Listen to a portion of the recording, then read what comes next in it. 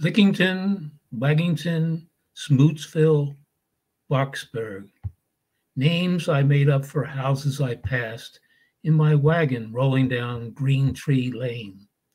Goose, a noun proper and common, Dave and I made up for simpatico dogs.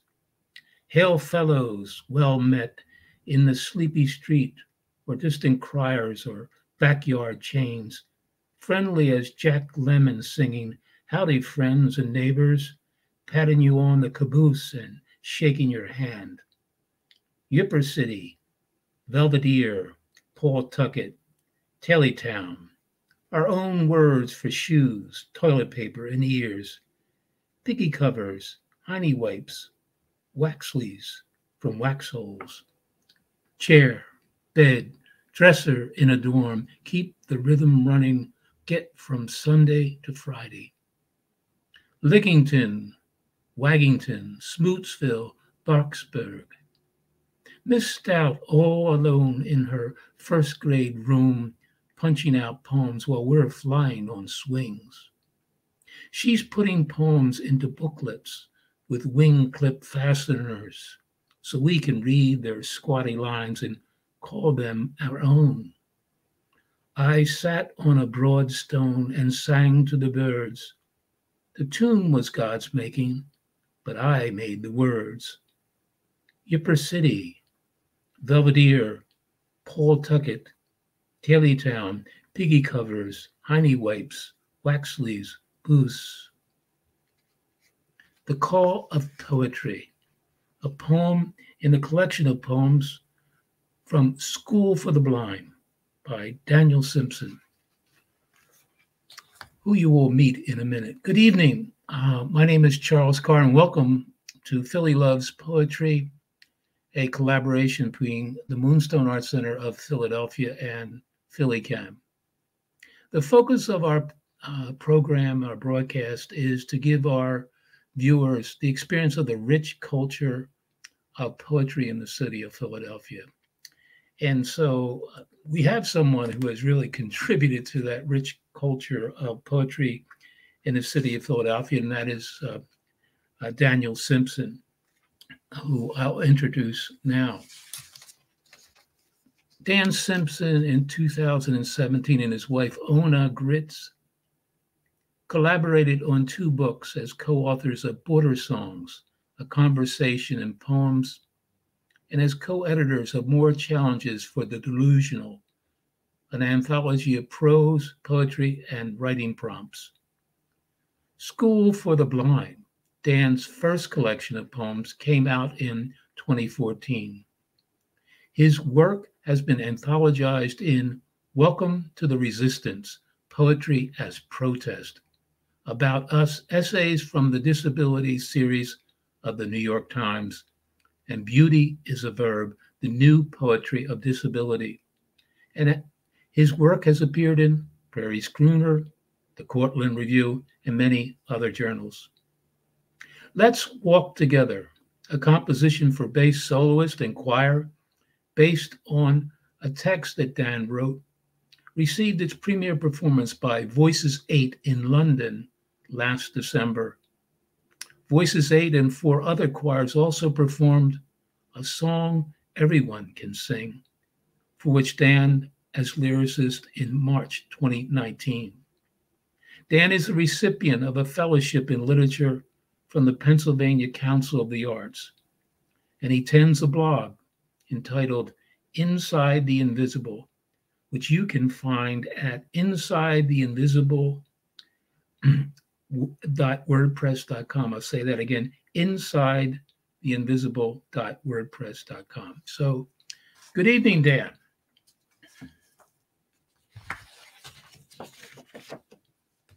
Good evening, Dan. Good evening. It's really good to be here with you. Yes.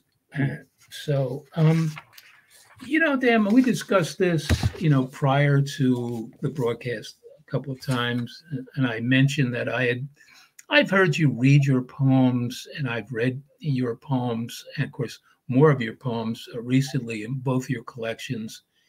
And it really strikes me that, we use this term for you, the blind poet, a blind poet. But to me, there's really no difference to your poetry than any other poetry I've read in this. It's just simply, exquisite. And I'm wondering, is there a special quality that you have for feeling and seeing, yet being a person that is not sighted, and how that is manifest in your poetry? I would say in a way, I don't have special characteristics, except that I've been blind since birth, so I cannot do any writing about the visual world unless I decide I want to. I've thought about. In fact, I wrote one poem that's called Green, and it's all about the color green. I just decided for fun. Actually, it was a group of blind poets who took this on as a prompt to just write about a color as though we knew what we were talking about. But generally, I try just to use what I can rely on, my other senses. And I don't know if I don't think there are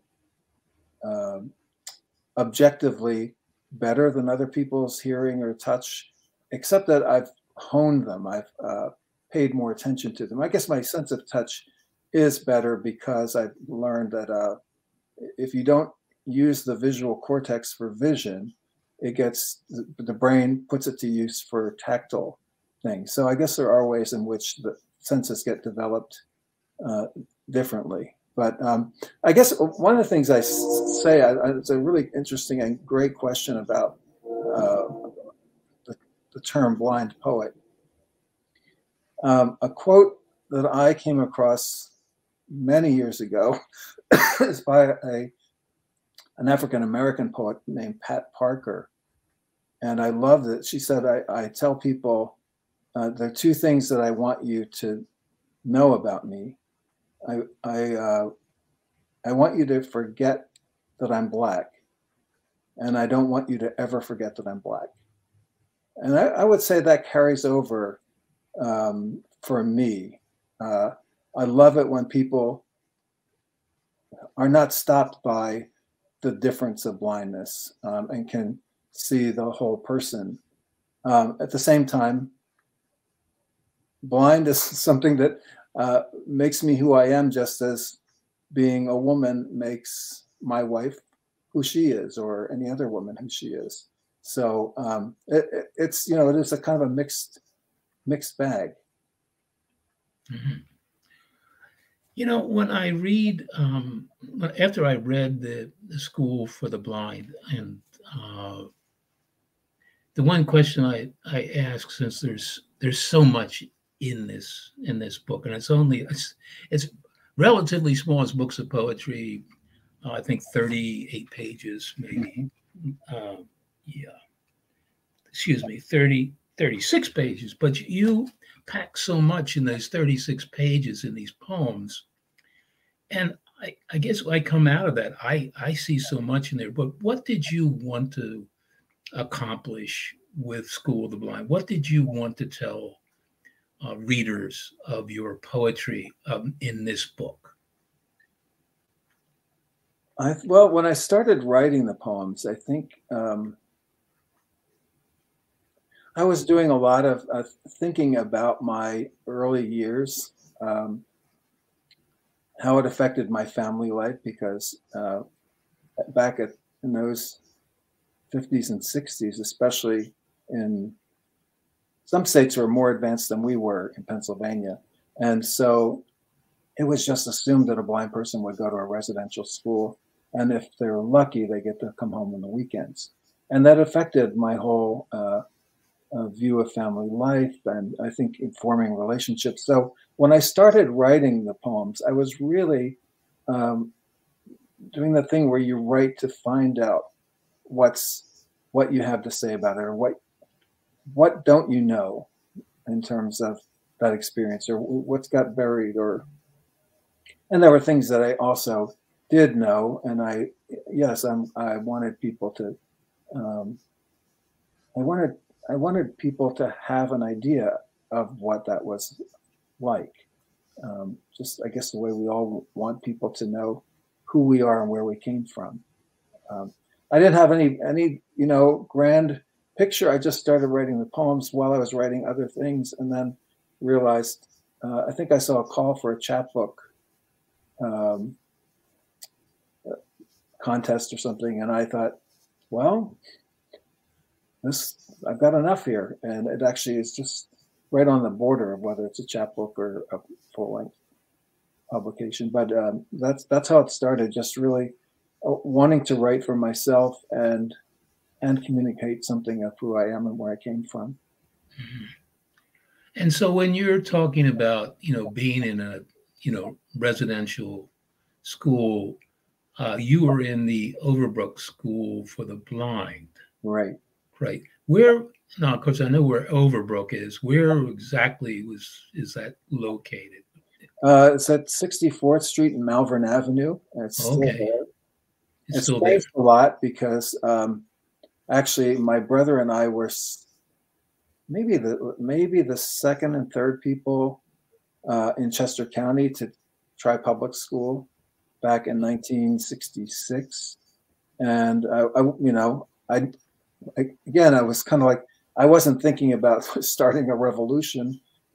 I just wanted to get the heck out of there after 8th grade and live a normal family life, as I thought of it. And but it within really 10 years, there was a mass exodus to public schools and a lot of individualized education programs and laws to make it possible for people to get support if they went to a public school. So now the schools for the blind have changed to schools for people who are blind and have other physical and intellectual challenges.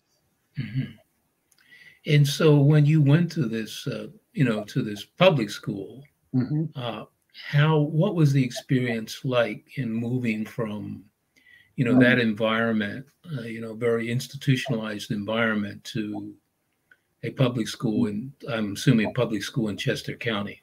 Yeah, it was General Wayne Junior High School and then Great Valley High School, senior high school. It was a lot of things. It was exhilarating. Just the idea. I mean, the first day, my brother Dave and I each had our own briefcase where we had big bulky Braille books and a lunch, and just to go out the door with my sisters and walk to a bus stop. It's like, wow, this is what quote normal life is. And mm-hmm. But then there was a way in which I think our teachers, without any legislation or without anything in place at that time, just were great people who, with a lot of common sense and open-mindedness. And so that part was not too difficult in terms of the logistics of, and we had a representative, an itinerant teacher who helped us get our materials in Braille or on audio tape. And I think a lot of students really accepted us. There's a way in which we were a novelty to some extent, or we felt that way. Mm-hmm. As my brother put it, we're cool enough at school, but we don't usually get invited to the coolest parties. And I think we also were trying like crazy to be everything. We went out for wrestling. We actually made kind of inroads as musicians and performing in talent shows. And I think that's a way in which people really could see that we were cool enough. Mm-hmm. But we were trying to fit in everywhere, and we had to figure out kind of the balance of how much we could take on and what we should let go of. But that's been the story of my life, Charles. Uh-huh. Well, that is a great story. I mean, as I said when I was, after reading the book, a sense of triumph on your part in coming away from the Overbrook School of the Blind. I don't know if you feel that way, but I, as a reader, because there's so much humor in it, where it could be a gory account of life in an institution, and there's surely a lot of those. But there's so much humor in it, and how you kind of controlled your own environment there, and made a life for yourself that kind of fit for you, even though I know you were looking for the door, looking for the exit. Yeah. But you made your life there, you and your brother, and that's why I say when I walk away from this book, I said, triumphant, that you overcame, and I think that's a great feeling to come in this book of poems, is a sense of triumph. Oh, well, thank you.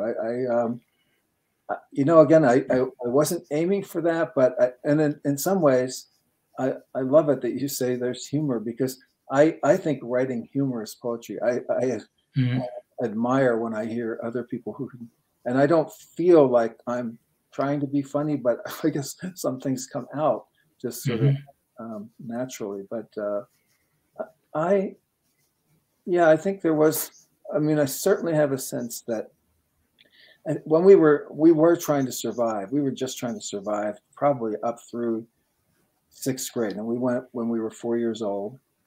And we left when we were 14. So by around 12, I think we were starting to hear that some people were breaking away and going to public school. A friend of ours went, I think, a year before we did. And that became the turning point of like, oh, this is possible. Somebody else has done this. And then we could really, then we had to figure out how to convince our parents, because, they had all the adult concerns, like, how are you going to know what's on the blackboard? What about all these mimeograph sheets that your sisters bring home? How are you going to deal with yours? And all those legitimate good questions. But fortunately, when they spoke, we knew that what they needed to do is talk to an adult who was with this program and could tell them, don't worry, it's really doable. And then they were really on board with it. Well, that's really wonderful. So, when you were at the Overbrook School for the Blind, is that where your interest and your writing of poetry began, or was it later? Well, it was mostly later, but especially in working on this memoir, I realized that there were some really good things about the school. And one is, so there was Miss Stout, who you read about in The Call of Poetry. And that punching out poems was that she brailled by hand a copy of each poem that went in that little booklet that each of us got. So a lot of time, and that braille paper is kind of thick, so it's probably could have given her carpal tunnel if she did too much of it. But that kind of dedication, and then and she was also a really good reader. And the treat at the end of the day was that she would read to us before we went back to the dormitory. And I remember specifically Charlotte's Web, the way she read that book. I was like, I want to get to a point where I can read books like that. It actually makes me tear up to think, that about it, that like I just really wanted that kind of freedom, and it became a freedom. It became a survival, and that I could escape to a different world of the imagination if I could read a book, and then to have a library where I could go in. Everything was either on Talking Book, or I could walk in the stacks and just read the title on every book cover, and if something kind of called to me, go sit at the table and see if it was one I wanted to check out. And I've never had that experience really again since that school. So those things really did foster my reading in particular. And I'd say writing poetry didn't happen more until I got into high school, particularly my senior year. I had a fabulous English teacher who did everything from come dressed up in medieval garb and turn out the lights, and you play her guitar like a lute and sing medieval ballads. And she played T.S. Eliot reading proof rock, and all that stuff really just got me. Well, you were really fortunate. So the other, dimension of your artistic life is your music. Mm-hmm. And so I guess other people have asked you, how does the music seep into your poetry? Before, when I was looking at your pages of poetry and even reading them, I actually had a sense of, I was reading a page, a score of music, Mm-hmm. like it was scored in some way. And there's such an orderliness to, the look of your poems. I mean, there really is. There's no tricks, no off the page, no tricks whatsoever. It's very exquisitely orderly. And so I said, this is like reading a page of music notes in a way. Would you say that's accurate in any way? Well, I love hearing it. I think a lot of that I owe to Molly Peacock. When I asked her if I could take one-on-one lessons with her, one of the first things she asked me is how I went about writing and how I thought about line breaks, for example. And I sent her a packet of poems, and she said, "These all look so evened up," which is a painterly kind of thing to do.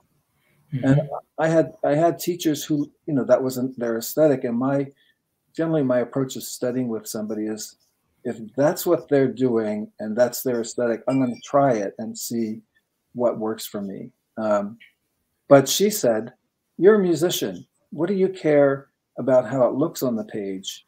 And the example she gave, I'll never forget, was like, why couldn't one line be a billowing shirt on a clothesline, and the next line is a limp little sock next to it? And and it really, was about the breadth of the line, or just what line called for what length. And so I wrote a poem that was really the extremes. It actually starts with the image of the shirt, the billowing shirt and the limp sock, and goes from there. And I never stayed with lines that were really that disparate, but it did make me think from that point on that I was writing more like a composer than a painter. Mm-hmm. Huh. And is your preference to be to have those dual roles as a painter and a composer? I think really she was right. I'm really much more of a composer. Okay. I'll just say that I wrote a piece called "Line Breaks the Way I See Them." That was in the book "Beauty is a Verb," but then the online magazine Word Gathering reprinted it online. So some of it is by necessity too. With a Braille embosser, like my poems, I write on a computer. Eventually, they go onto a computer, and I send them to a Braille embosser. And you can't tell. It's a lot of work. You can't really control an embosser to do like pictorial poems or things that start on the left margin and the next one is 2/3 of the way across the line. So in some ways, I'm kind of forced into a more conventional left margin, but I actually don't mind that at all.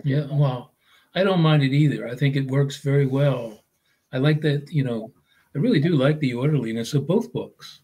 I mean, both both of your styles, really speak to that orderliness and that consistency, in style. Well, Ona's very much, I think, a very musical writer, and so I've also that really influences me too. I mean, I just her attention to the music of the language, whether she's writing prose or poetry. Well, that we've talked about the School of the Blind, but this book, the other book, Border Songs, is just a I call it a luscious book of poems. I mean, I recommend both books, but Border Songs is just such a wonderful collaboration, and it's really an exquisite book. Dan, and I say this to some other people. I say to myself, well, how do poems come to you? Mm-hmm. How do poems come to you today, Charles? And I say, well, nothing came. Nobody knocked on my door today. But how do poems come to you? Where do they originate? Well, for me, one answer, the first thing that popped into my head is they come to me. The more faithful I am to putting my butt in the chair, the more likely they are to come to me. Mm-hmm. I feel like, for me anyway, that even the days, and believe me, there are plenty, where nothing comes, I trust that by keeping the faith, I'm exercising so that when something clicks, I have the tools. I've been keeping the tools up, so that I'm ready to use them when it hits me. So in terms of well, it could go lots of different directions here, but in terms of the inspiration, I talked to Galway Cannell once, and he said, read everything. Just read. Don't just read poetry. Don't read science. Just read the news. Read everything, and stuff does come to you. So I think, and now these days with podcasts, I find that sometimes something is said there, an idea that gets me going. And you have a very predictable discipline and process that you follow daily in your poetry. I mean, it's not that a poem comes to me today, then I'm going to sit down and write something. It seems that you every day take that time, dedicated time to devote to writing. I certainly try, and I will say that when I do that, I'm much more likely to be successful. I once asked, and I feel like I'm dropping names here, but I went to a workshop or a weekend with Mary Oliver. Mm-hmm. Wow. And I asked her about her process, and she said, I think of writing as something like making friends with a shy person. And if you've ever tried to make friends with a shy person, you know that being faithful and showing up is what's going to work. If you blow them off for a sale at Kmart, not too many times after that are they going to keep showing up. But if you keep showing up, even if you just say, all I can do is a half an hour twice a week or once a week, if you show up when you say you will, she said, she said, what I find is if I walk into my writing room after I've been faithful, the muse will say to me, Mary, about that wolf, I think I know where that came from. That's wonderful. Yeah. Well, we've kind of hit that spot where we could continue this discussion for probably another program, but people want to hear your poems. And so I wonder if you would grace us with reading your poems, whatever you want to say to introduce them or talk about them. Sure. And the floor is yours, Dan. Great, thank you. I'm gonna. I was just thinking, you know, what did I want to do here? And I'm going to start with some poems that are sort of family poems. And I hadn't really thought of myself as a family poet, but I think I am. This is called When We Were Four, and the title is the first line of the poem as well.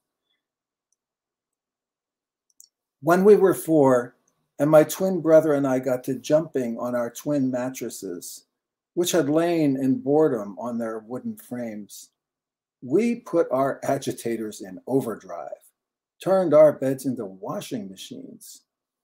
Steam climbed up the wall behind our headboards. It's hard work shaking the footboard fast enough to spin dry a full load. We seem to have been the first in Berwyn, Pennsylvania to discover you could do this. Grandpappy Armstrong just clicked his tongue. Were we the work of the devil? I told myself I was not afraid of the devil, but my fear of the devil tasted like horseradish, and my shame like the smell of sour milk. Down the street lived a dog named Satan who used to shit in our front yard, and every time my Welsh grandmother said, "Yiki da," right after the grace, it would make me laugh. Danny boy could laugh at anything. We were as quiet as squirrels. We couldn't sit still at the table because we had plastic plates and cups, and our chairs had their backs to the wall. Father has the ship fitter blues, we bellowed, as the sharp needle of innocence played through the old 78 of evening, and we trampolined into the limbs of old oaks, bouncing harder and higher each time, hoping to stave off night and the ghost of the puppy who had once fallen through our wild arms. Venez, vivez avec nous, said the leaves, promising that stars would bathe us and the sun would dress us. Gute Nacht, said shirts from a laundry basket, and the bed slept, holding hands with the water pipes. You would ask me where poems come from, and this occurred, different kinds of prompts. This actually came, I do exercises, and I noticed, I realized, excuse me, that, you know, eight times out of 10, an exercise will just get you some practice, but once in a while it leads you into a poem. This one came from a book called The Practice of Poetry, which I really highly recommend. And this one I think was called 20 Little Poetry Projects. So it had things like write two adjacent lines that contradict each other.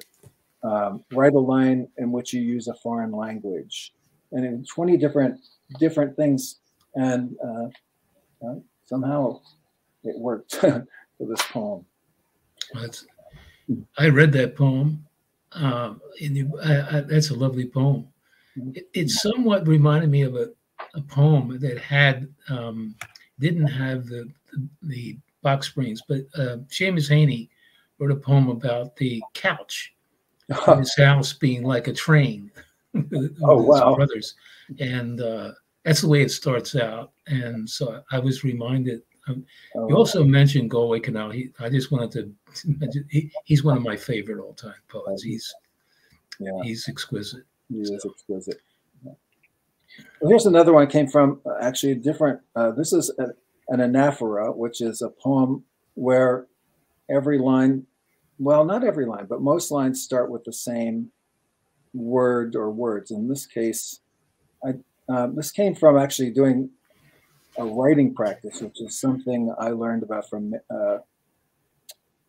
Natalie Goldberg's book, Writing Down the Bones. It's sort of a free writing type of thing. But I just had to write a poem where I said about all the things I don't know. And then you have to kind of change it up, and so you don't get in a rut. So this one is called A Few Things. I don't know how they keep you on a cross when they first start the hammering. I don't know how they make chocolate. I don't know which parts of a tuna they put in a can and what they do with the rest. I don't know what I'll do with the rest of my life. I don't know anymore who sat behind Bobby Sable in 4th grade, but Alan Hawk's dad worked for the phone company. I don't know why we tell so many sad stories. I don't know what the skinheads next door talk about or what the cockatiel lady likes for lunch. I've heard that birds resolve disputes through singing contests. I don't know what a rainbow looks like, or that my life would be better if I could see one. I don't know why I'm writing all this down. I know all the vegetables in V8 juice. There are at least a dozen ways to say snow in Inuit. I know vulnerability is related to hope, but I can't say how. I don't know who killed the grooms in Duncan's room. I don't know at what point you should retire a working dog. They have 3 roller coasters at Knoebels Grove. My mother belly laughed when we got splashed on the flume. Or maybe it's 4. I can't remember now. I don't know why some people give up and others don't.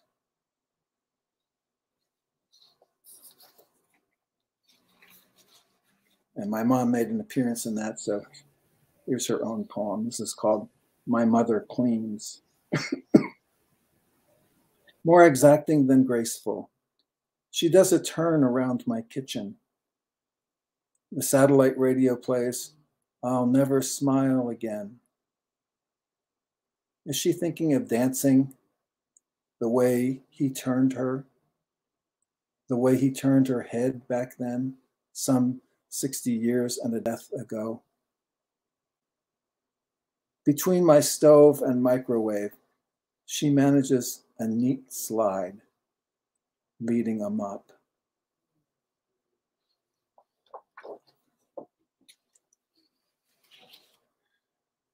You know, the expression is write your obsessions. I seem to be working on a lot of them. I'm about to turn 70, which could be an excuse for why I write about mortality, but I can't.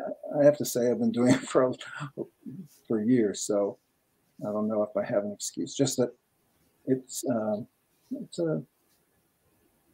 an issue to think about. So here's another portrait. This is Aunt Vivian. I didn't know which to wish for most at our family reunions, her baked limas or the chocolate cake with peanut butter icing. In the nursing home, they lift her into a wheelchair so we can go to the piano where I play the Lord's Prayer and How Great Thou Art, her favorites. All she can say. I wonder if she means Dave's gone, commiserating with me about my brother. Mom guesses Jay's gone, Aunt Vivian's husband. My devout sister believes, praise God, praise God. I think of the crowd interpreting Jesus on the cross. He wants wine. He's calling Elijah. My aunt's hands, those of the mixer and serving spoon, rest in her silent lap. The days of cake are over. Death now bakes itself into her bones.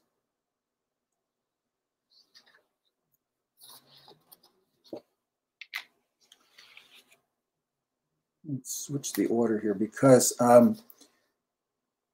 wrote like that poem refers to a part when Jesus on the cross says, Eli, Eli, lama sabachthani. And some people say he's calling Elias. And I think that's that. I didn't know that was kind of in there, how people, even at the crucifixion, were misinterpreting, just guessing at what the language was about. And this one also comes down to a reference with Jesus. I was raised in a committed Christian family. We went to a Baptist church, actually first to Central Baptist in Wayne and then Malvern Baptist. And that certainly has infused my poetry. This is When the Chips Were Down, and it's a poem about the School for the Blind. When the chips were down, what else they served for lunch that day? I'll start over. What else they served for lunch that day in the boys' dining room, I can't say. But dollars to donuts, whatever they passed off as nutrition was anything but. It could have been their infamous sausage that greased your shirt when you first cut into it, or what they called cheese fondue, made from government surplus Velveeta and powdered eggs. Whatever it was, we'd have to count on the community bowl of potato chips at our table for 8 to carry us to dinner. Someone said grace over it because someone had to. But it was only minutes from then that the clamor started. The house mothers stuck to their table in the far corner. Only Mr. G seemed to size up the situation.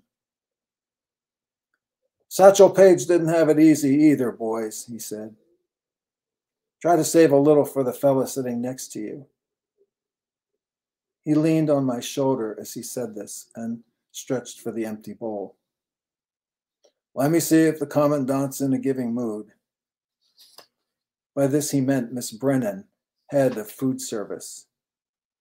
She wasn't, and it didn't take long for their voices to rise above the general din and crowd it out. Brennan, I said these boys need more tater chips. She said she'd put out all she was going to, and as head of food service, that was her prerogative. He repeated, these boys need more tater chips. And when she shouted over top of him, he said it again, only this time like an animal that knew it could break the cage the circus had put it in. I'd like to tell you that he stomped past her into the kitchen, that he arranged to bump her accidentally like a player might an umpire, and that he returned suddenly calm to set a full bowl on our table with an, eat up, boys. It's the stuff of miracles, like turning water into wine, the stuff that on the grandest scale makes for resurrections. This small thing being, of course, more possible, it might actually have happened. But after all that, after all the intervening years, I don't remember. After all, it wasn't life or death. After all, it was just one replaceable man taking a losing and inconsequential stand. By dinner, he was gone. No questions asked, including none by me.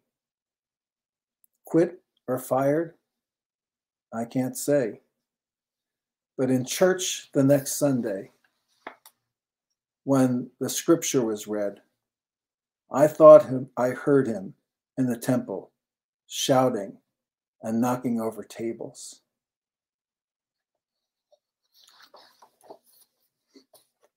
That ending took a while to come to me, but I had one of those chills when it did, because it's referring to everybody who thinks Jesus was this mild-mannered, let the children come to me, which I no doubt he was, but he could get pissed off at the money changers in the temple. A blind boy's first glimpse of heaven. I climbed the stepladder to heaven when I was 8, my father spotting me from behind. I liked that he stayed below. How else could I hear where the world was? You can move around, son, but shuffle your feet in case there's a stray bale of hay to trip over. And you don't want to walk off the edge. God was in a meeting, I guess. Anyway, I never saw him. What had he done to Lucifer? And what did the Bible mean by cast him out? Did God have a squad of angel goons up there to blindside him from the back and shove him off? I wanted to jump to see if I'd survive. 50 years later, Aunt Polly said, "You better get ready, Dan, if you want God to take you up to be with your dad again. And won't it be great to finally see his face?" I don't know. I'm just getting to love this world for what it is, a flawed place with its subway platforms overlooking the third rail, its open sewers, loading docks, and construction sites, and all the strangers who've looked out for me, letting me take their arms to walk with them. I'm thinking the next time I see Aunt Polly, I'm going to tell her about my new vision. It's really going to be something, I'll say. In heaven, you'll finally get to be blind.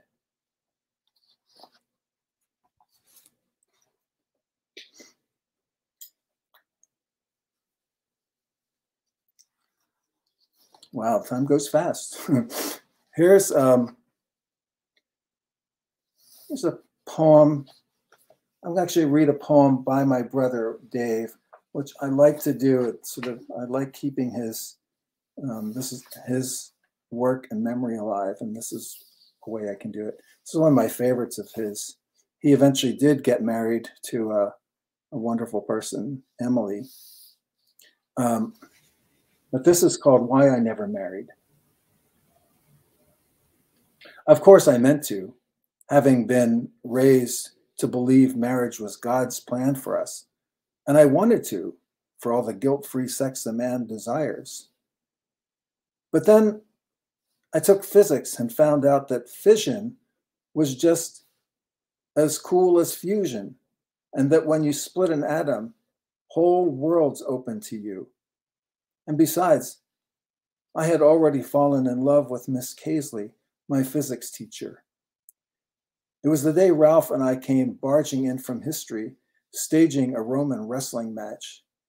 And there she was, crying with her back to us. And I couldn't think of anything all day but her tears. And something about mystery.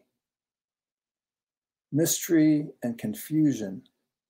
And now I wonder what confusion would be like. And why were we Roman wrestling anyway?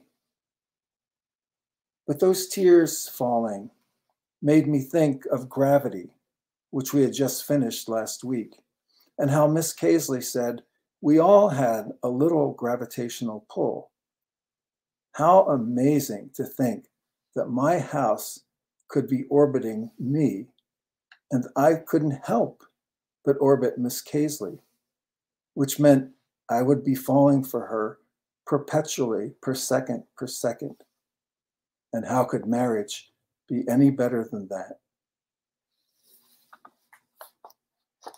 Yay, Dave. And this is a poem to Dave. Dave died of ALS just 6 years ago, December 1st, and wrote a couple beautiful poems up to the very end. But this is a poem after his death called Letter Across the Border. And it came from actually a prompt at Peter Murphy's Getaway to write across that border. Letter across the border. Dear brother, I hope you aren't affronted by this letter as opposed as you were to fictions about the soul and afterlife. In my dream where we talked in the car, you were as believable as gravity and pain. Who was it then who told me Going back to the problem is the only way you'll solve it. I went back, and what had eluded me for hours revealed itself in a minute or two. Some days I walk down a hallway just to say to myself, I am walking. Look how I put this foot in front and then the other. And in saying that, I hear that my voice still works, that I still have control over my lips and tongue. We could do worse than to spend every moment of life being fascinated with the nuts and bolts of living. Are we any less fascinating in our dying, our unraveling? You didn't seem to think so. Science was still science. For a while, you could stand for 15 minutes. Washing the dishes, you said, made you feel normal. Then dying moved you to the lazy boy, then grandma's chair with the button to help you stand, then permanently to bed. Your soul kept clapping its hands. Like Solzhenitsyn, you composed poems in your head, but flat on your back in your private gulag. You shouldn't have dissolved so soon. That's what I think.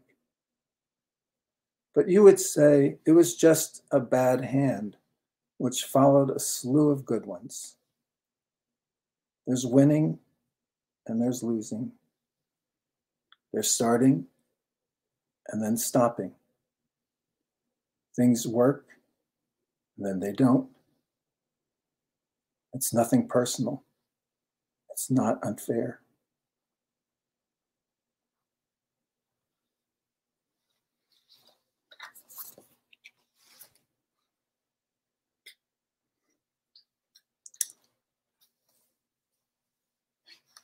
So I think I have about 6 minutes left. Is that right, Charles?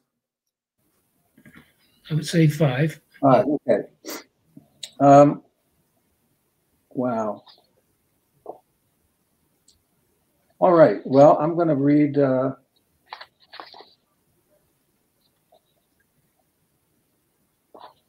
poem called, a new one called Concatenation.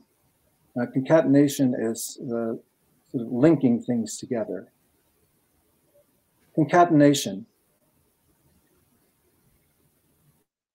Had my mother not been the first of her family to take classes beyond high school on the way to becoming a nurse, she may never have ventured from the eye-blink town of her parents' farm to the big city of Williamsport. And if my father had been killed by the bomb that dropped near the hangar where he repaired warplanes, or had been double-crossed by an enemy in the Philippines, and thus had not come back to his home in the town where my mother studied.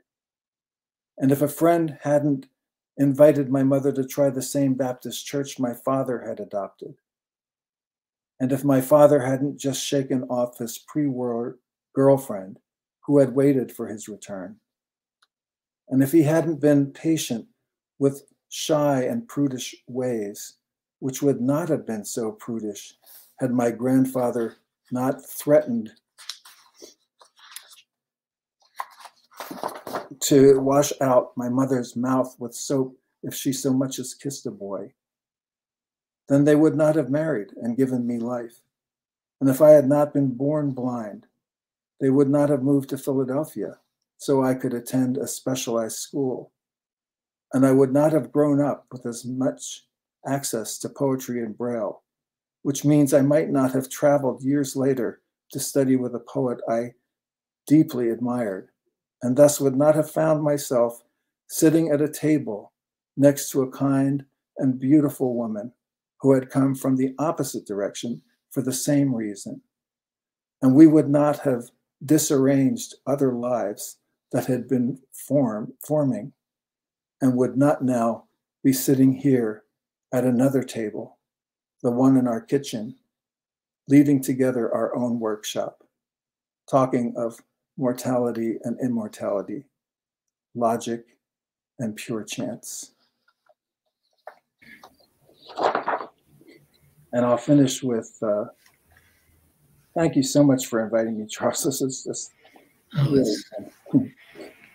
It's been a wonderful experience for our viewers, Dan. Well, this is my New Year's poem, and I think I'm done. It's called "Why We Need New Year's Day and the Passage of Seasons."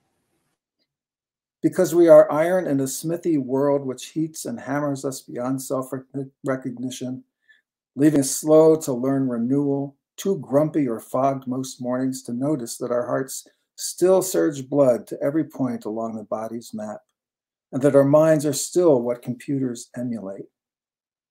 After all, even monks with no other life cannot harness themselves to awareness every second. And yet a garbage collector I know carries his life like a diamond, and an exhausted mother immersed in four-child babble all day hitches her mind to a book each night, if only for 5 minutes before she careens into sleep. Praise then to the policeman who paints portraits, and to the bank teller who keeps a journal. Praise to the thwarted shop steward who keeps his standing appointment to play catch with his child. Praise to the heartbroken social worker who subscribes to the symphony. Praise to the math teacher who photographs birds, and to the roofer who, hoping for hope, believes that next year his team will do better. Praise the toddler and the hospice dweller as they stumble in new passages. Praise all who breathe. Praise all who once breathed and now nourish the ground. Praise all whose stories have already been written, and all those who still have at least one more chance. 70 times 7, says Jesus, are the chances we each should have. Let the fireman remember his own life as he chops with the axe. Let neither the minister neglect his wife nor the doctor her husband. Let none of us simply swallow our lives whole. But if the minister, the doctor, and we should fail, let us have New Year's and fresh seasons. Let us have 70 times 7 chances.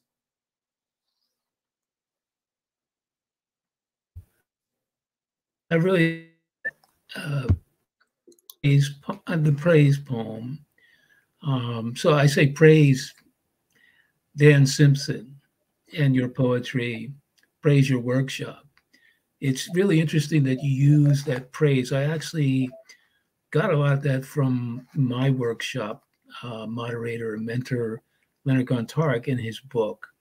And recently, a very good friend of mine died, and I couldn't attend. And I wanted to express all that I could, and I wanted to do it on poem. And I really found it in praising all aspects of his life and all the ways that I knew him. And I felt such relief and such that I did everything I could to remember him in that way. So praise you, and thank you very much for being our guest.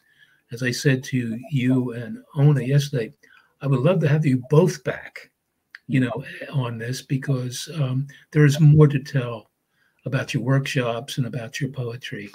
And I'd say to anybody, these two books, The School for the Blind and Border Songs, are really glorious.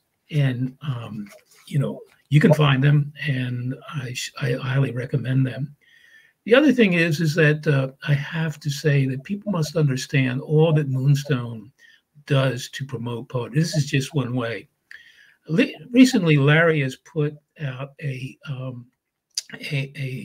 notice to people about an anthology that he's collecting that includes over 312 poets.